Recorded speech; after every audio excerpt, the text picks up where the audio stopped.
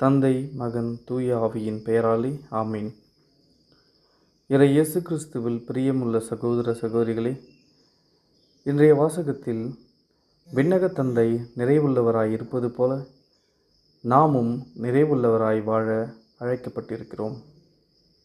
அன்பு மன்னிக்கும், அன்பு பொறுமை கொள்ளும், அன்பு மட்டுமே அழுதவர்களை நல்வழிப்படுத்தும் ஓர் வலிமைமிக்க ஆயுதம். புனித பிரான்சிஸ்கு சலேசியாருக்கு ஒரு சமையல் செய்பவர் இருந்தார்.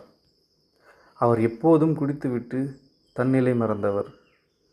பலமுறை சலேசியார் அவரை அழைத்து அறிவுரை கூறிய பொழுதும் திருந்தவில்லை. ஒருமுறை ஆயர் சலேசியார் நடு இரவு இல்லத்திற்கு வந்தார். அப்போது சமையல்காரர் நிறைய குடித்துவிட்டு சுயநினைவிழந்து கிடந்தார். புனித பிரான்சிஸ்கு சலேசியார் அவரை தமது அறைக்கு அழைத்துச் சென்று தமது கட்டிலில் படுக்க வைத்துவிட்டு அவர் தரையில் உறங்கினார்.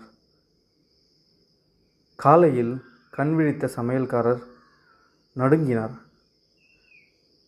சலேசியாரின் காலில் விழுந்து மன்னிப்பு கோரி அன்று முதல் மாற்றம் பெற்றார்.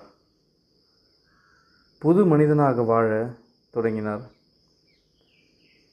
இறைத்தந்தை நல்லவர்களையும் அல்லவர்களையும் அன்பு செய்வது போல அவர்களுக்கு நன்மை செய்வது போல வாழும் கடவுளாக வலம் வருவோம். ஆமீன்.